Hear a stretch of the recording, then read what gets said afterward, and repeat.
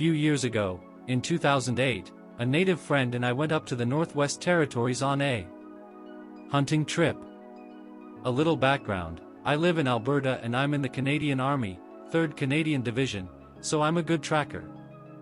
My friend, who we will call Panawao, which is his surname, is Algonquian, also a good tracker. He also lives in Alberta, but was born on a reservation. His family had taught him all the legends and customs when he was growing up. But he handles modern society well. Anyway, we drove for a long time. I wasn't keeping track, but it was more than just a few days.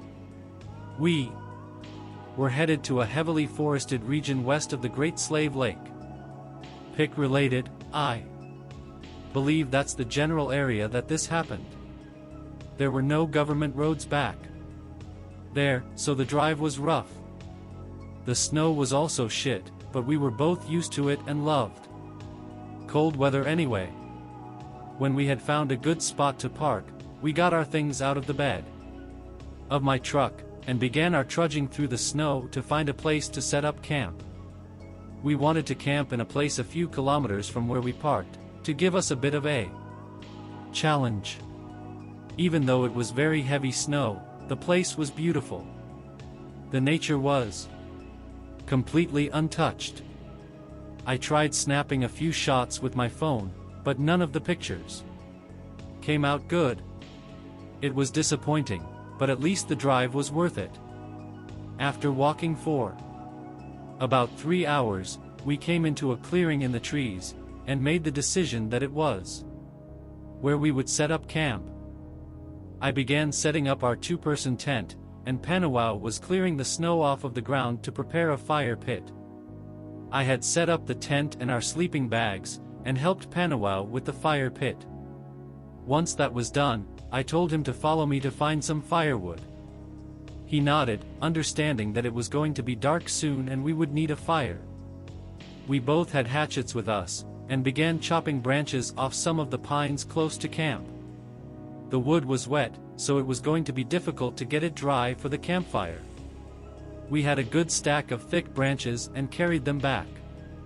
When we returned, there were tracks in the snow that weren't ours. They seemed to be a kind of morphed human footprint. Panawao and I exchanged strange looks, and set our wood piles in the area that was cleared for a fire. "You think someone else is camping nearby?" I asked. Panawao shrugged, and replied, "I can't say for sure. Normal person wouldn't walk in the snow barefoot." We returned to our tent and took our rifles out of their carrier cases, now alert. "We should get the fire going now, we've probably got an hour left of sunlight," I said. I headed to the pit, set up some of the wood, covered it with some dry hay that I had brought for fire starting, and got to work on the flint. The fire died out early, so we tossed our beers in a plastic bag and headed into the tent. I got in my sleeping bag and fell asleep quick. I was awoken late at night by the sound of snow crunching. I got out of my sleeping bag as silently as I could, but the movement seemed to alert whatever was outside, and the snow crunching stopped. I shook Panawao until he woke up. He knew I wouldn't have woken him up unless it was something serious. I pointed to the tent door, and grabbed my rifle. Panawao grabbed his as well. I practically tore the zipper down and snapped my rifle up as fast as I could, stepping out of the tent slowly. Panawao held a flashlight in one hand and his rifle in the other, pointing the light in all directions. Nothing, except more footprints like we had found earlier. Something was definitely following us. "I'll get a fire going, don't you let go of that rifle," I told. Panawao nodded and held his rifle with both hands. I got a fire going as fast as I could, and pulled my rifle from around my arm and sat close to the fire. We sat there until sunrise, feeling watched the entire time. I was sweating even though it was probably 5 degrees out. When it was light enough, we made a quick breakfast, and decided we would track whatever was following us.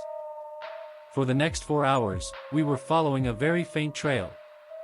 We couldn't be sure what we were following was what made the tracks at camp, or just wildlife. Regardless, we were led to a carcass forced onto a branch of a tree.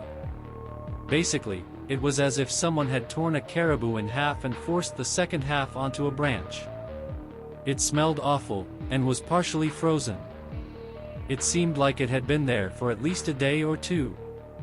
We continued following the trail, but the smell of death and decay never left. Somewhere along the walk, we had heard a very distant, but also very distinct shriek of some sort. Like the sound a pig makes when it's being butchered while still alive. The hairs on the back of my neck stood straight up. We should turn and leave, Panawao stated. Why? Bad spirits walk among us. I gave him a kind of what the fuck are you talking about look, and replied, are you sure? I'd like to know what the hell is out here. Your curiosity is going to get us killed. I sighed and nodded, letting Panawao take point on the walk back. I didn't recognize anything on the way back. Not even the dead caribou on the tree. Are we lost? I asked.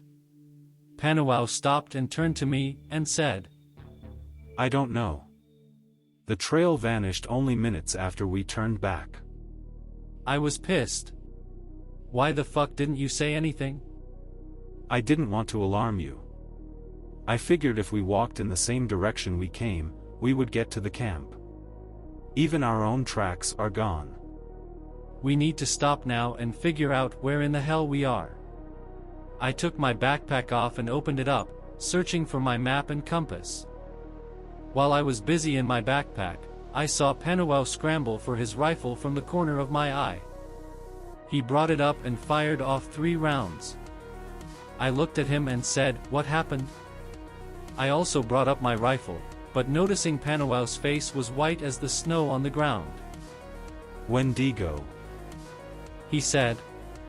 What? Panawao didn't reply.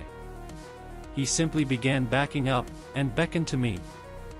I closed my backpack, put it on, and we both jogged through the trees.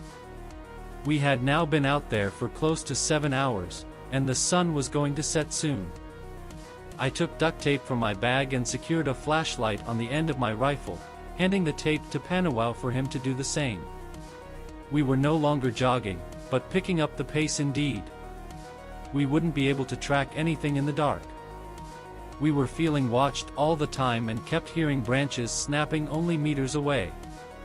Somehow, though, we found our camp. By this time, it was already dark. We packed up our things as quickly as we could, and left the non-essentials behind. Our tent had been torn open as well as our bags. It was very obvious that something was here. Right as we were about to depart, I shined my flashlight at the tree line that we had just came out of.